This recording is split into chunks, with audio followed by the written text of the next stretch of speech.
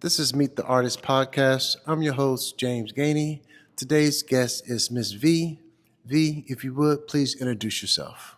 Thank you. As you said, my name is V. Lind. V stands for Vicky, but I go by V. So there are three parts to me. One part an artist, one part a writer, particularly poet, and my heart is as a creative coach to help people overcome the barriers so they can show up in their art and writing as their strongest self. One of the things that ties together everything I do is emotions, particularly the harder emotions of fear and sadness. I myself have some bouts of depression and anxiety, and I have a master's in counseling, and I'm interested in where creativity can transmute, I like that word, transmute sadness and fear into something of beauty. So, how I do that in my own work, behind me, there's the three women, and my best friend, Mickey, took her life last year. And so, great deal of grief and sadness. And remembering her at the end of her life wasn't healthy for me. So, I created this work of how she was most of the time I knew her. She has a bird on her head. She always had a bird in her head.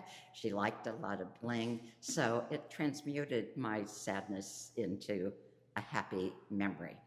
The one on the other side of somebody flying through the air, when you're engaged in art, how sad can you be if you're painting somebody with red leotards flying through the air with a chicken? So I'm interested in that creative power. I said that I'm also a creativity coach. And as a creativity coach, I do what I do for myself. I look at what are thoughts that I have that are in the way of me really showing up. And for example, a famous author said it took 10,000 hours to create mastery. Well, that's not a helpful thought for me. I may not live 10,000, I'm 81.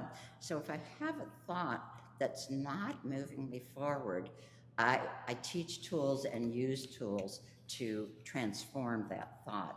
So, for example, if I have that thought, it's too late, I'm too old, then I do this exercise that just says cancel that message within my brain. Then I tighten all my muscles and then relax. And then I say, what can I do in the next 15 minutes to bring me forward on my creative journey? So that's just an example of how I work with myself and other people so they show up big for their art and their writing. So next, we're going to take a look around an exhibit that I curated on the topic of emotion as it meets art and writing. This exhibit in Astoria at AVA was called Face Your Fear and Find Your Courage. Both poetry and writers learn to transmute, I like that word, transmute their fears into a shared expression of creativity.